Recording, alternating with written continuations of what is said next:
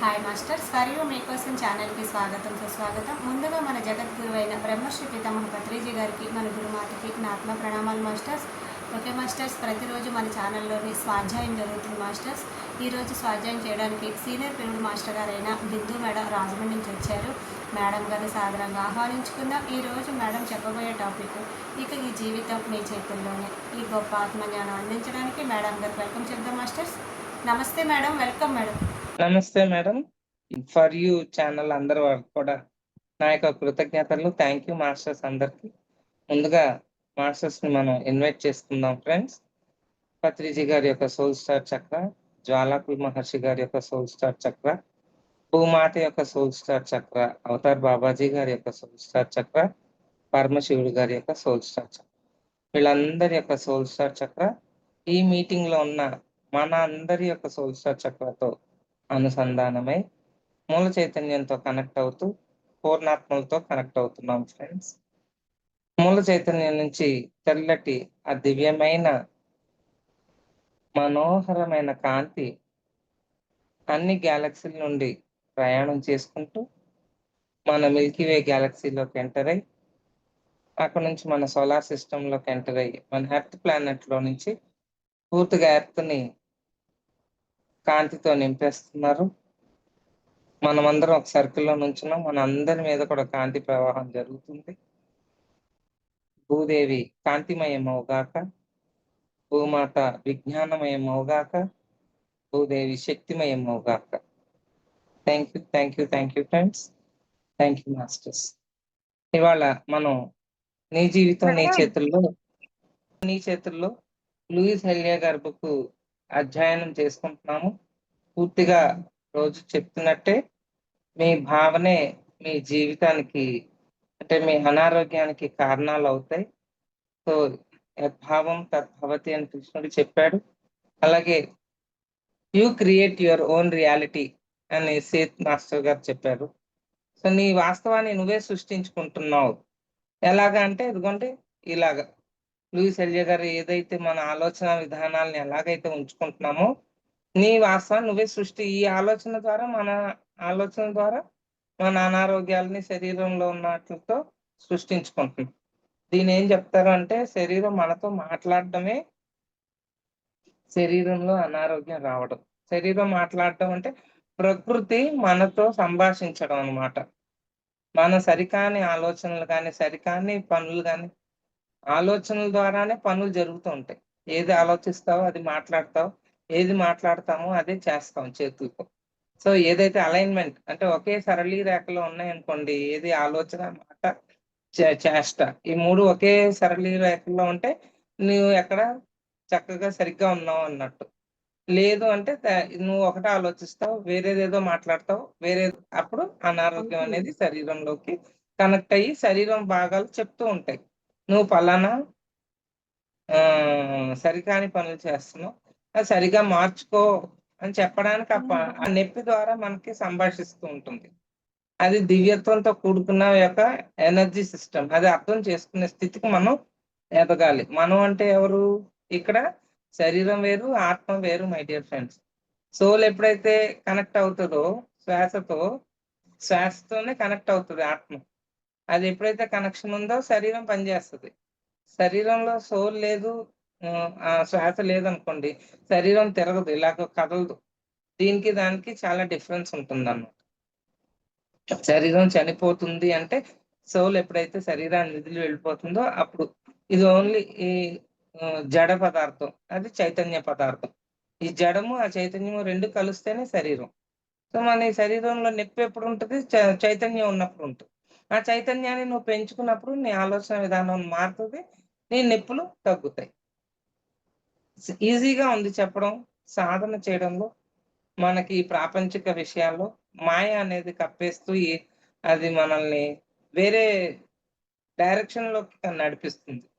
So మనల్ని మనం ఎరుక స్థితిలో ఉంటూ ఈ సిచ్యువేషన్ ని మనం ట్యాకిల్ చేయడానికి జ్ఞానం కూడా అవసరం. మెయిన్ జ్ఞానమే అవసరం, కానీ సాధనలో పెట్టాలి అంటే శక్తి అవసరం. ధ్యానము, శక్తి, స్థితి మూడింటిని ఏర్పరుస్తుంది ధ్యానం. సో శ్వాస మీద ధ్యాస ఎంత సమయం మీరు చేయగలిగితే ముందు సాధన చేసి జ్ఞానాన్ని తెలుసుకుని ఆచరణలో పెట్టాలి మై డియర్ ఫ్రెండ్స్. ఎప్పుడైతే ఆచరిస్తామో అప్పుడే మనం పూర్తిగా దివ్యులుగా తయారవుతాం. ఓకేనా? ఓకే. మనం ఇప్పుడు సబ్జెక్ట్‌లోకి వెళ్ళిపోదాం. మనము మార్పు చెందాల్సిన అవసరం లేదని తప్పించుకోవడము, కొన్నిసార్లు మనల్ని మనం కప్పిపుచ్చుకోవడానికి మనం మారాల్సిన అవసరం లేదని సత్యం నుంచి దూరంగా పారిపోతాం. చూసారా సత్యం. ఎప్పుడైతే సత్యం అనేది మనం తెలుసుకుంటామో, సత్యం నుంచి దూరంగా పారిపోతాం. ఎప్పుడు? మనల్ని మనం కప్పిపుచ్చుకుంటాం. అబ్బే! నాకు టైం లేదండి. మెయిన్ అందరి నోట్ల నుంచి వచ్చే టైం లేదండి. అవకాశం కుదరట్లేదండి. ధ్యానం చేయండి అంటే చేద్దాం. చేస్తాం. ఇలాగ. చూద్దామండి. చేస్తున్నాననుకోండి. అనుకోవడం ఏంటి? చేయాలి అంటే దృఢ నిశ్చయం ఉండాలి. అన్నీ ఉన్నాయి. మనలో అన్ని లక్షణాలు, దివ్య లక్షణాలు కూడుకున్నదే ఈ శరీరం. అవలక్షణాల్ని నింపుకునేది కూడా ఇదే. 2 ఉంటాయి. ఈ డ్యుయాలిటీ ఉన్నంత సేపు. కానీ మనం ఎప్పుడైతే ప్రకృతికి అనుగుణంగా మార్పు చెంది ధ్యానం అనేది చేస్తున్నామో, విశ్వంతో కనెక్ట్ అవుతున్నాము, ప్రకృతితో కనెక్ట్ అవుతున్నాము. ఆ సమయంలో మీరు అర్థం చేసుకోవాలి మన దివ్య మానవులం. ఈ భూమి మీదకి దివి నుండి భువికి దిగి వచ్చి దివ్యాత్మ స్వరూపులం మనమందరం. మనం అందరినీ అవేకం చేయడానికి చిన్న స్పార్క్ లాగా ఉడత భక్తి అంటాం కదా! రాముడు ఆ బ్రిడ్జ్ కడుతుంటే ఉడత చిన్న రాళ్ళు దానికి ఉన్న పా ఓపికతో ఇంతింత చిన్న రాళ్ళు తెచ్చిందంట. అంటే రాముడు ఇలా అన్నాడని 3 గీతలు పడ్డాయంటారు ఉడత మీద. ఆ ఉడతా భక్తిలాగా ఎంత చెయ్యగలిగితే అంత చేస్తాం. ఎంత వాళ్ళకి అంత అన్నట్టు మనం చేయగలిగే సాధన ద్వారా విశ్వ కళ్యాణం జరిపించడానికి మనం ఒక కారణభూతంగా తయారవుతాం. అందుకని ధ్యానాన్ని మానకుండా చెయ్యండి. ధ్యానం ఏ సమయంలో వీలైతే ఆ సమయంలో కూర్చోండి. ఈ పొద్దునే కాదు, ఆ మధ్యాహ్నమే కాదు, ఆ రాత్రే కాదు. కొంతకాలం ఒక 40 రోజులు మీకోసం మీరు కేటాయించుకుని, గబగబా నువ్వు చేసుకునే దేనికైతే నువ్వు బాధ్యతగా ఉన్నావో ఇంట్లో, అవి గబగబా అన్నీ చేసేసి వచ్చేయాలి. ఇంకెక్కువ ఆలోచించొద్దు. ఎంతవరకు చేయాలో చేసేసి గబగబా వచ్చి ధ్యానంలో కూర్చునిపోవడమే. సాధన చేస్తే మీ గురించి మీరు తెలుసుకుంటారు. ఇలాగా కప్పిపుచ్చుకోవడాలు, సాకులు చెప్పడాలు అలాంటియన్నీ మానేసుకోవాలి అని మనకి మనమే రెజల్యూషన్ చేసుకోవాలి. రెజల్యూషన్ అంటే నిర్ణయించుకోవాలి. నేను నన్ను నేను ఎదిగించుకోవాలి అనుకుంటే, ఈ సాధన నేను చేసి తీరవలసిందే అని నాకు నేనే నిర్ణయాన్ని గట్టిగా పట్టు పట్టగరాదు, పట్టు విడువగరాదు. పట్టు పట్టినచో బిగియ పట్టవలెను. పట్టు పట్టనిచో పడిచచ్చుట మేలు. విశ్వదాభిరామ వినురవేమ అని మనకి వేమన శతకాల్లో వేమనాచార్యులు వారు చెప్పారు.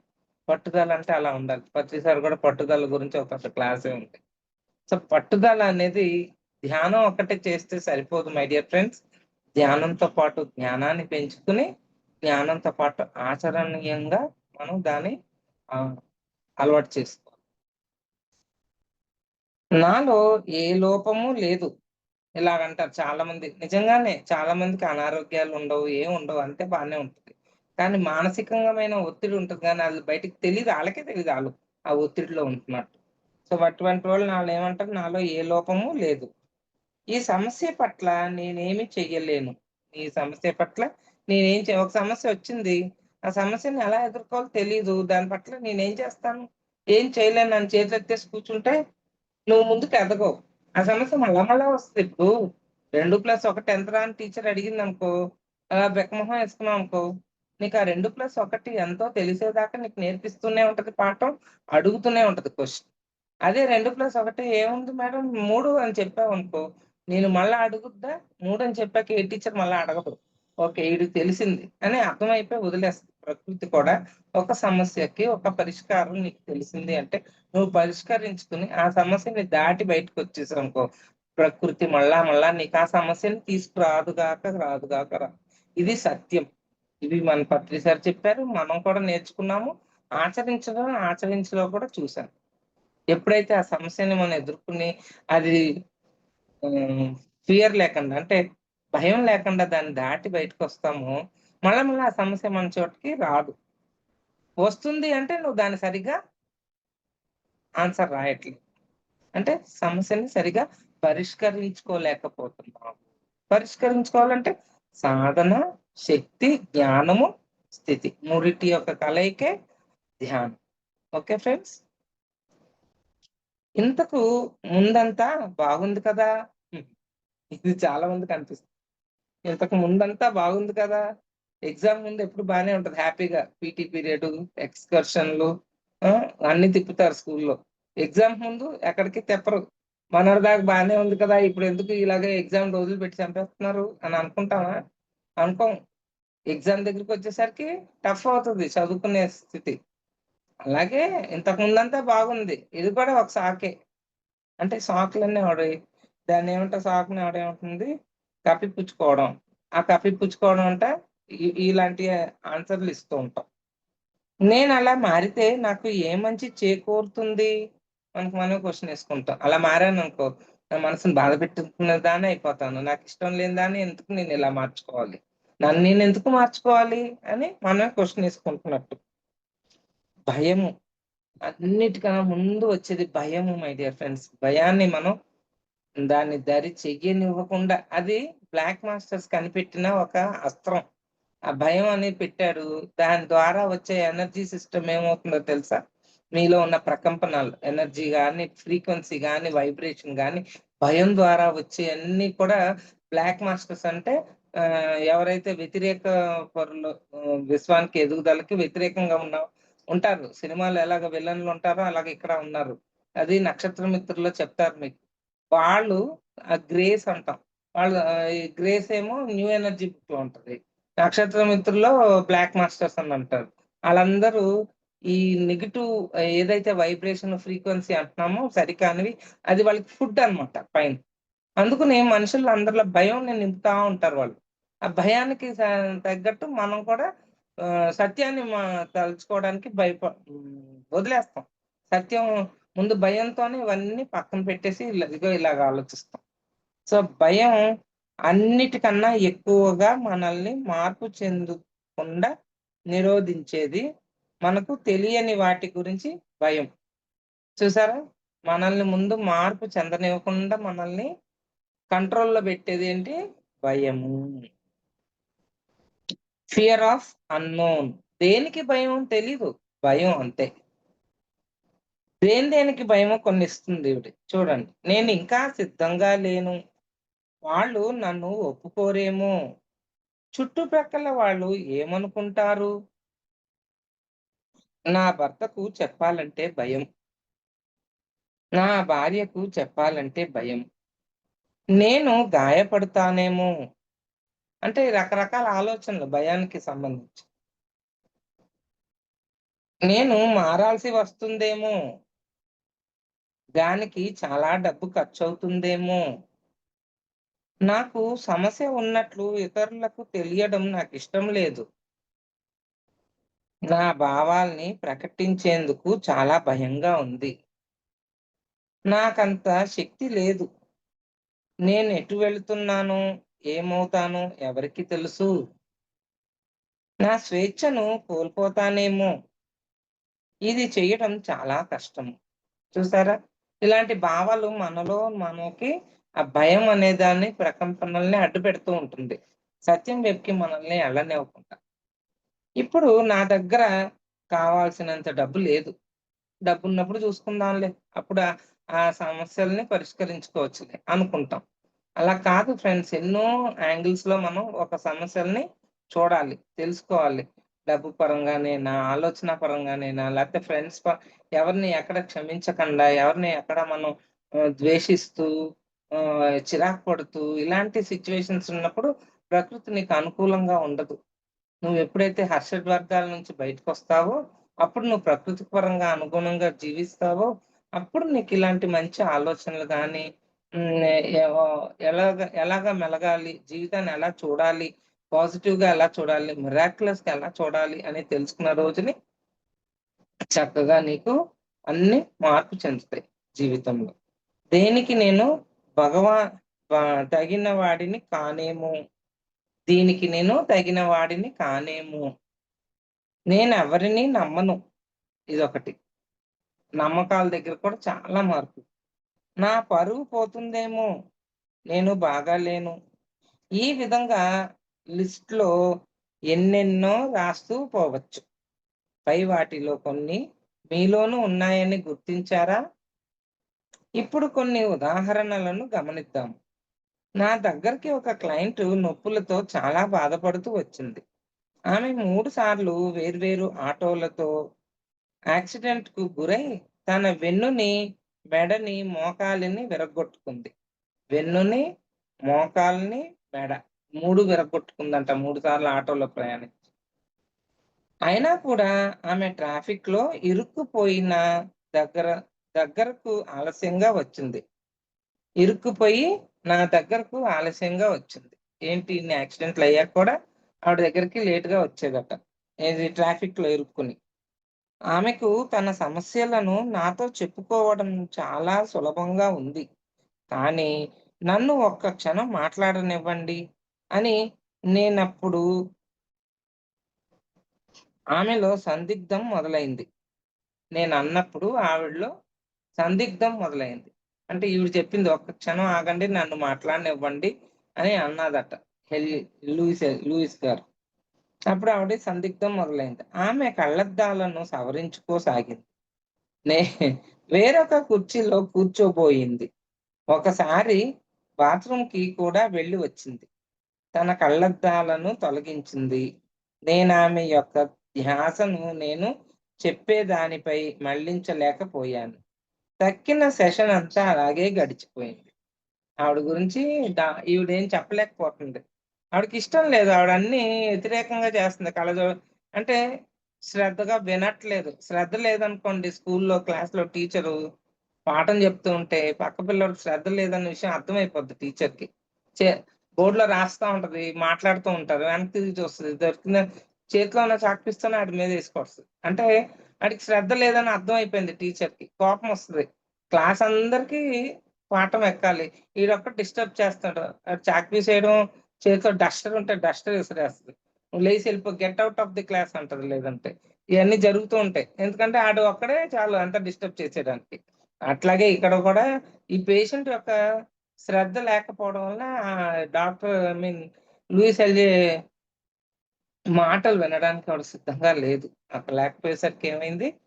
శ్రద్ధ లేదు. మొత్తం అక్కడ జరిగే ఇదంతా కూడా డిస్టర్బ్ అయిపోయింది ఆవిడకి. ఆ! ఆ సెషన్ అంతా కూడా డిస్టర్బ్ అయిపోయింది. ఇవన్నీ ఆమెలోని మార్పుని నిరాకరించే తత్వం యొక్క బహిర్వ్యక్తీకరణలు.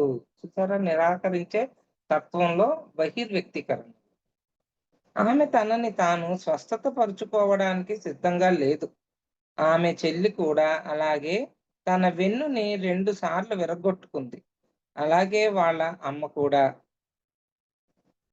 ఇంకొక క్లయింట్ ఒక నటుడు. అతడు వీధుల్లో నాటకాలేసేవాడు. చాలా బాగా ప్రదర్శన ఇచ్చేవాడు. ఇతరులను మోసగించడంలో తను ఎంత తెలివైన వాడోనని గొప్పలు చెప్పుకుంటాడు. అతడెంతో మందిని, ఎన్నో సంస్థలను మోసగించాడు. అతడు ఏదైనా చేయడంలో దిట్ట. కానీ ఏమీ మిగుల్చుకోలేకపోయాడు.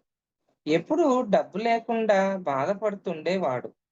కనీసం ఇంటి అద్దెను, టెలిఫోన్ బిల్లును కూడా కట్టుకోలేకపోయేవాడు.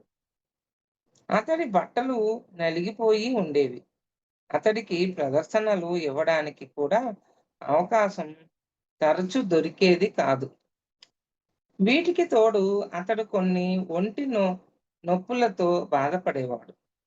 జీవితంలో ప్రేమ అనేదే అతడికి ఉండేది కాదు. చూసారా? ప్రేమ అనేదే ఉండేది కాదు.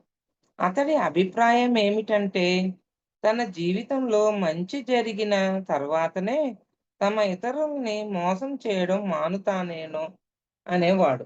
చూసారా? అతనికి మంచి జరిగితేనే మోసం చేయడం మానుతాను. చాలామంది అంటారు, "ముందు జరగనీయండి చూద్దాం. ఆ తర్వాత డబ్బులు ఖర్చు పెట్టాలో లేదో చూడొచ్చు."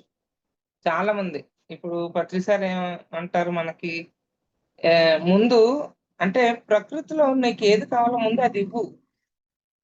అప్పుడు నీకు ప్రకృతి అన్ని చేసి పెడుతుంది అని అంటారు. కానీ మనం ఏం చేస్తాం? ముందు నాకు జరగనివ్వండి అప్పుడు నేను ఇస్తాను. ఇస్తూ ఉంటే వస్తుందిరా దేవుడా అంటే, ముందు రానివ్వండి ఆ తర్వాత ఇస్తాను అంటారు. అది కరెక్ట్ కాదు. రూల్ కాదది. కొన్ని రూల్స్ ఉంటాయి. ఇది విశ్వంలో ప్రకృతి యొక్క రూల్. ఇస్తూ ఉంటే వస్తూ ఉంటది. మనమేమంటాం? రానియ్యండి అప్పుడు ఇస్తాం. అది కరెక్ట్ కాదు. అర్థమైందా? అదే ఇక్కడ గూడా అదే. అంటే ఏంటి? వాడికంతా జరిగితే మోసం చేయడట. లేకపోతే మోసం చేస్తూ ఉంటాడట. చాలా మంది అదే చెప్తారుగా. నువ్వు బానే చెప్తావు నోరు తెరిసి. నాకులాగా నీకు జరిగితే అప్పుడు తెలుస్తుంది. ఇలాగా అంటే వాళ్ళని వాళ్ళు మార్చుకోవడానికి సిద్ధంగా లేరు అని అర్థం చేసుకోవాలి. బహుశా అతడు జీవితంలో బయటికి పంపే ఆలోచనలకి, మాటలకి, చేష్టలకు అతడికి ఏ మంచి రాదేమో. మొదట అతడు మోసం చేయడం ఆపాలి. అతడు తన పద్ధతుల్ని వదిలిపెట్టలేకపోయాడు. ఈ విధంగా అతడిలో మార్పుని నిరాకరించే తత్వము వ్యక్తమవుతోంది. చూసారా? మార్పుని నిరాకరిస్తే వాళ్ళ యొక్క తత్వం. 100కి 90 మంది ఇలాగే ఉన్నారు ఫ్రెండ్స్. నేను కూడా ఉండుంటాను అందులో. ఎందుకంటే నా గురించి కూడా పూర్తిగా నేను కరెక్ట్ అని నేను చెప్పట్లే. ఇది చదివేటప్పుడు తెలుస్తూ ఉంటది. కొంతవరకు సాధన చేశాం. ఇంకొన్ని ఉన్నాయి. మనం పూర్తిగా సాధన చేసేసామనుకోండి, అసలు మనం దేవుళ్ళే. You are my God, you are God అని అన్నది చూడండి ప్రతిసారి వి ఆర్ గాడ్స్. కానీ దాన్ని మసిపూసి మారేడుకాయ చేసి మనల్ని మనమే మోసం చేసేసుకుంటూ కూర్చున్నాం. అంటే దానికి కూడా ఎనర్జీ అవసరం మై డియర్ ఫ్రెండ్స్. సాధనే అందుకనే సార్ ఏం అడిగినా గో డు మెడిటేషన్. వెళ్ళు కూర్చో, ధ్యానం చెయ్యి. వెళ్ళు, వెళ్ళు. ఎప్పుడు ఏది అడిగినా వెళ్లి ధ్యానం చేయని. ధ్యానంలోనే వస్తది మనకి అన్ని.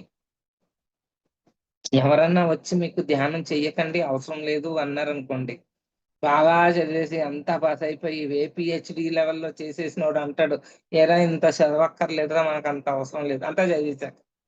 అలాగా అనేవాళ్ళు బాగా ధ్యానం చేసిన వాళ్ళు అనొచ్చు. ఏంటి ఇంత అవసరం లేదు మీకు ధ్యానం ఇంకా. మంచిగా పాజిటివ్‌గా ఉంచుకోండి మీ ఆలోచనలు. అటు ఇటు కదలనివ్వకుండా చేసుకోండి. కానీ అదే ఉంటే ఇదెందుకంటాం కదా! అలాగా ఆ సిట్యుయేషనే మనకుంటే ధ్యానమే అవసరం లేదు కదా! కాకపోతే మాయలో ధ్యానం అనేది చాలా అవసరం అని చెప్పను. అదే జీవితం. అర్థం చేసుకున్న వాళ్ళకి అర్థమవుతది. మీ మిత్రులను వారిలాగే వదిలిపెట్టేయండి. అందరూ మిత్రులే ఫ్రెండ్స్. ఎవరినైనా నా భార్య, నా భర్త, నా పిల్లలు, నా తల్లి, నా చెల్లి వీళ్ళందరిని మార్చేయడానికి సిద్ధపడిపోతూ ఉంటాం. కొంచెం ఏదన్నా తెలిసిందంటే. ఏమీ ఎటువంటిది ఎవరి నెత్తి మీద రుద్దొద్దు. చానాళ్ళు అందరూ మారిపోవాలనే కదా మన ఆలోచన. ధ్యానం నేర్పించండి తప్పులేదు. కొంతవరకు చెప్పండి. మరీ ఓవర్‌గా చెప్పినా వాళ్ళు వినరు, వినిపించుకోరు, చెయ్యరు కూడా.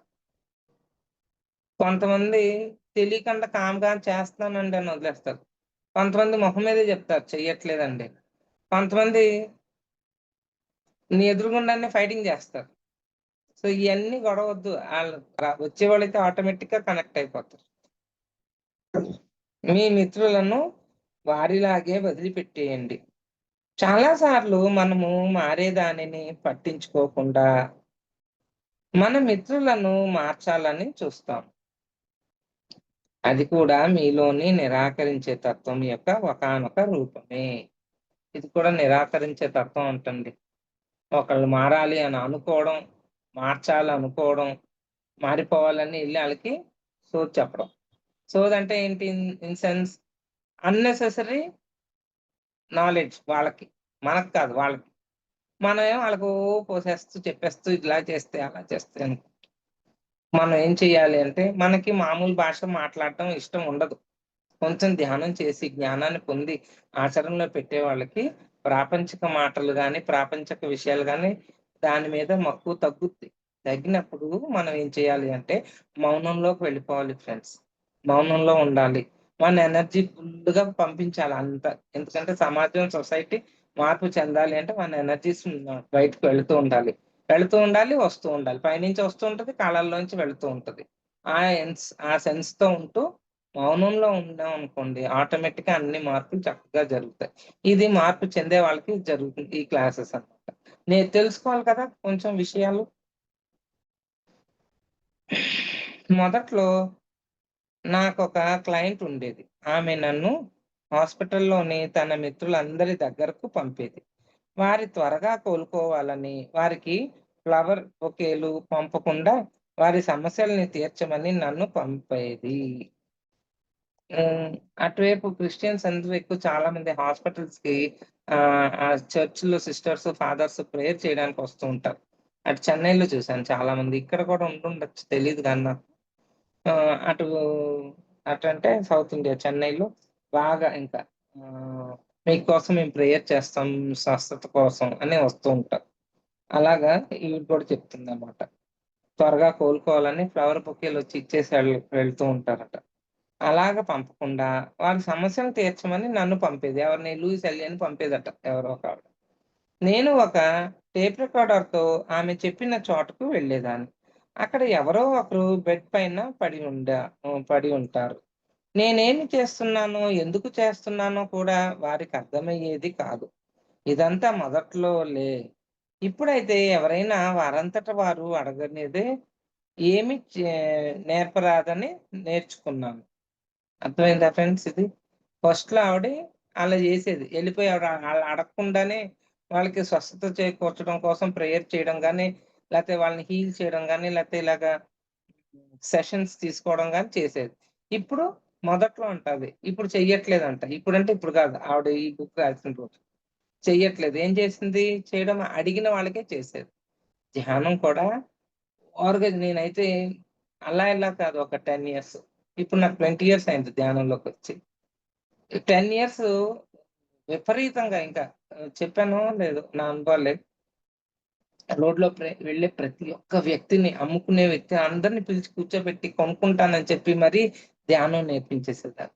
పిచ్చ పిచ్చగా ధ్యానం నేర్పించేసి ఎంత అంటే ఆఖరికి ఆడి కళ్ళు ఎర్రగయిపోయి, ఆడికేదో అయిపోయి ఒళ్ళు చెమటలు పట్టేసి చాలా అనుభవాలొచ్చేస్తాయి. మళ్ళీ ఆళ్ళు మానేస్తారు. చెయ్యరు వాళ్ళు. వాళ్ళ స్థితులు అంతే. ఎందుకంటే వాళ్ళు దాని కోసం వచ్చారు. ఆ అనుభవం కోసం. అది ఇప్పుడు అర్థమైంది నాకు. ఇప్పుడేంటంటే ఎవరిని అడుగుతే ధ్యానం చెప్పడం. లేదంటే ఎనర్జీస్‌ని ఫ్లో అవుతూ ఉంచుకొని, మన సంకల్పాలు చక్కగా ఈ సొసైటీ మొత్తం విశ్వం అంతా కూడా మంచిగా జరగాలి. అడిగే వాళ్ళకి మటుకు ఖచ్చితంగా ధ్యానం. మిగతా వాళ్ళకి ఒక్కసారి చెప్పి వదిలేయాలి అంతే. 3 సార్లు చెప్పమన్నారు ప్రతిసారి ఎవరికైనా ఏదైనా.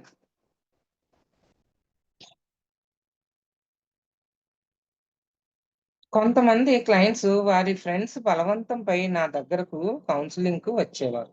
వారికి ఫీజు కూడా వారి ఫ్రెండ్స్ కట్టేవారు. ఇది కూడా ఏ విధంగానూ లాభించదు. అటువంటి వారు రెండోసారి నా వద్దకు రావడం చాలా అరుదు. మనకే విషయమైనా బాగా అనిపిస్తే, ఆ విషయాన్ని ఇతరులతో పంచుకోవాలని చూస్తాం. కానీ వారు ఆ నిర్ణీత ప్రదేశంలో, ఆ నిర్ణీత కాలంలో మార్పు చెందేందుకు సిద్ధంగా లేకపోవచ్చు. మనము మారాలనుకున్నప్పుడే మార్పు రావడం కష్టంగా ఉంటే, ఇక మారడం ఇష్టము లేని వారిని మార్పు చెందించేందుకు ప్రయత్నించడము వ్యర్థము. ఇది కొన్నిసార్లు మంచి మిత్రుల మధ్య విభేదాలకు కూడా దారి తీయొచ్చు. నా దగ్గరికి వచ్చే క్లయింట్స్ కైతే నేను సలహాలు ఇచ్చి వారి సమస్యలను పరిష్కరింపజేస్తాను. ఎందుకంటే వారు నా దగ్గరకు వచ్చారు కాబట్టి. అదే నా స్నేహితులనైతే వారిలాగే వదిలేస్తాను. ఇది బాగా అర్థం చేసుకోవాలి ఫ్రెండ్స్. ఇది కొంతకాలం అవుతే గాని అర్థం కాదు ఇది. ఎందుకంటే మనం అందరికి దొరికిన వాళ్ళందరూ మారిపోవాలని చెప్పేస్తూ ఉంటాం. కొంతమందికి మారాలని ఉండొచ్చు. కొంతమందికి మారడానికి ఇష్టం లేకపోవచ్చు. అలాంటియన్నీ ఉంటాయి. మిర్రర్ వర్క్ ఇక్కడ ఏం మిర్రర్ వర్క్ చెప్పారీవిడ? అద్దము మన పట్ల మనకున్నటువంటి భావాలను చక్కగా ప్రతిబింబిస్తుంది. మనము ఒక సంతోషదాయకమైన, సంతృప్తిదాయకమైన జీవితాన్ని గడపడానికి మనము ఏ ఏ విషయాల్లో మార్పు చెందాలోనని అర్థము స్పష్టంగా మనకు తెలియజేస్తుంది. ఎక్కడెక్కడ మారాలి, ఏంటి నా భావాలేంటి, ఎలాగుంటున్నాయి, ఒక విషయాన్ని మనం మనతో మాట్లాడుకునేటప్పుడు దాని యొక్క రిఫ్లెక్షన్ అంటే దాన్ని నేను ఎలా స్వీకరిస్తున్నాను, నాకు ఇష్టంగా ఉందా, ఇష్టం లేదా, దీని గురించి మాట్లాడొద్దు ఇంకా అని అనుకుంటున్నామా? సో మన భావాల్ని మనమే గమనించుకోవచ్చు అద్దంతో మాట్లాడుకునేటప్పుడు. మిర్రర్ వర్క్ అనేది అంత ఉపయోగం ఉంది మనకి. అద్దములో మిమ్మల్ని చూసుకునే ప్రతిసారి మీ కళ్ళల్లోకి చూసుకుని ఏదైనా మీ గురించి పాజిటివ్‌గా అనుకోమని అందరికి చెబుతుంటాను. చూసారా? అద్దంలో ఏంటి మీ గురించి మీరు మాట్లాడుకోవడమే కాదు, మీ గురించి మంచి ఏదో ఉంటాయి కదా కొన్ని పాజిటివ్ మనలో, దాని గురించి ఆలోచించమంట. అప్పుడు మన ఫేస్ చూడండి డిఫరెంట్‌గా ఉంటది. మనలో ఉన్న నెగెటివ్స్ చెప్తుంది వినండి. నేనే చెప్పేస్తా. దైవిక వాక్యాలు మరింత శక్తివంతంగా మన పట్ల పని చేయాలంటే మనము అద్దము ముందు నిలబడి వాటిని గట్టిగా ఉచ్చరించుకోవాలి. ఇది చెయ్యండి ఫ్రెండ్స్, చాలా ఈజీ. అద్దం ఎదురుగుండా పెట్టుకొని ఈ దైవిక వాక్యాలు అంటే నేను మార్పు చెందడానికి సిద్ధముగా ఉన్నాను. అలాంటియన్నీ దైవిక వాక్యాలు ఇప్పుడు చెప్పినయి ఉన్నాయి, ఇంతకుముందు నేను చెప్పాను. అవి రాసుకుని ఒక పేపర్‌లో అవి అద్దం ముందు చెప్పండి. గట్టిగా ఉచ్చరించుకోవాలి. అలా చేసేటప్పుడు మీలో తక్షణమే తలెత్తే నిరాకార ధోరణులను ఎరుకతో గమనించవచ్చు. ఈ పుస్తకము చదివేటప్పుడు కూడా ఒక అద్దం మీ ప్రక్కనుంచుకోవడము చాలా మంచిది. అలాగా దైవిక వాక్యాలను చెప్పుకునేటప్పుడు ఎక్కడెక్కడ మీలో నిరాకార ధోరణి తలెత్తుతుందో, మరి అక్కడెక్కడ మీరు మీ హృదయాన్ని తెరచి ఉంచుకుని జీవన ప్రవాహంలో కలిసి సాగిపోవడానికి సిద్ధంగా ఉండ ఉండాలోనని తెలుస్తుంది. అర్థమవుతుందా ఫ్రెండ్స్? మనల్ని ఎలా ప్రాక్టీస్ ఎలా చేయాలో కూడా చెప్తుంది ఆవిడ. చక్కగా అద్దం ముందు నుంచుని మాట్లాడుకోండి. దివ్య వాక్కుల్ని చెప్పుకోండి. అది చెప్పుకునేటప్పుడు నీలో నిరాకరణ ధోరణి అంటే నిరాకారక నేను చెయ్యను అని నిరాకరించే తత్వం బయట పడుతూ ఉంటది అప్పుడప్పుడు. ఎవరు చేస్తారు ఇవన్నీ? నేను కాదులే, నేను కరెక్ట్‌గా ఉన్నాను. మనమే అద్దంలో మనతో మనం మాట్లాడుకున్నప్పుడే కొన్ని బయటకు పడిపోతూ ఉంటాయి. అది నీకు ఈజీగా అర్థమవుతది. ఎవరితోనో చెప్పుకోక్కర్లే. ఎవరో వచ్చి నీలో నువ్వు ఇంకా మారలేదు అని ఎవరు చెప్పక్కర్లే. మనకే తెలుసు ఏం మారాలో. అలాగా అద్దంలో చూసుకున్నప్పుడు ఎన్నో ఉన్నాయి రకరకాలు. ఇది ఒక ప్రాక్టీస్ అన్నమాట. ఇప్పుడు అద్దంలో చూసుకుంటూ నేను మార్పు చెందడానికి సిద్ధంగా ఉన్నాను అని చెప్పుకోండి. ఇందాక నేను అన్నాను కదా! మార్పు చెందడానికి సిద్ధంగా ఉన్నానని చెప్పుకోమంటుంది.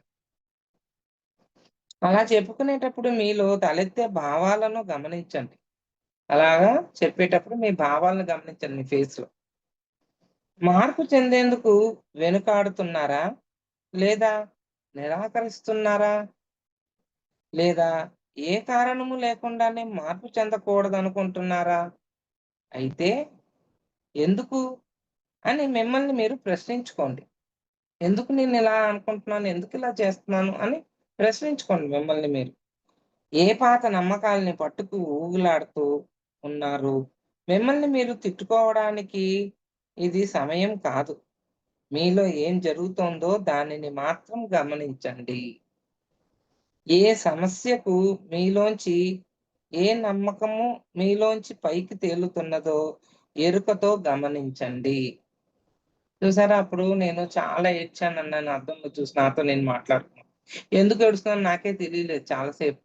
అది ఎందుకు ఏడుస్తున్నానని దాని లోపలికి ఇంకా దూరి దాని మూలానికెళ్ళినప్పుడు నా 2 ఇయర్స్ బేబీ బిందు ఏదైతే ప్రాబ్లమ్ ఫేస్ చేసిందో అది గుర్తుకొచ్చింది.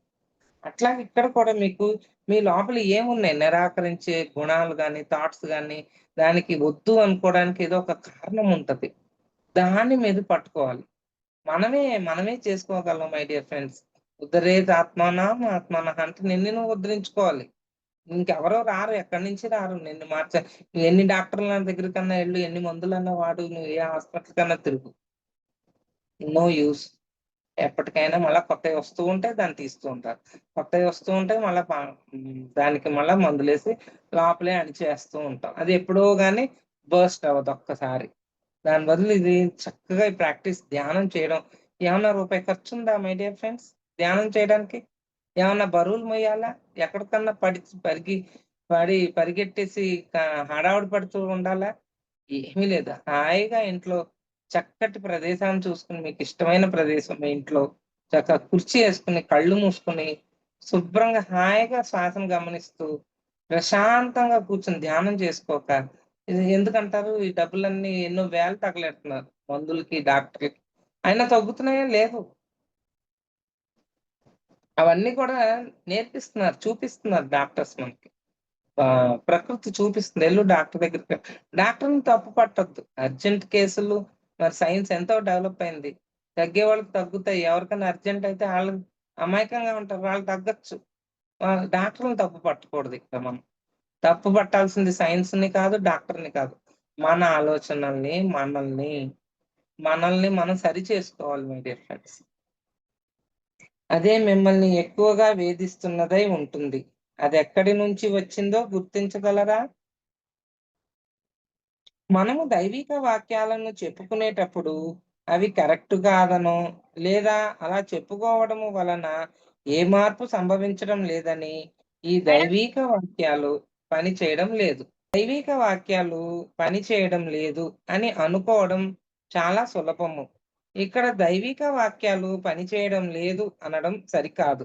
ఈ దైవిక వాక్యాలు చెప్పుకునేందుకు ముందు మనం చేయాల్సిన పనిని మనం చేయడం లేదు. మనలోని నిరాకార ధోరణులను వదిలిపెట్టేయడమే ఆ పని. Okay friends. ఇవాళటికి నాకు ఈ అవకాశం ఇచ్చిన మీ అందరికీ కూడా థాంక్స్ మేడం.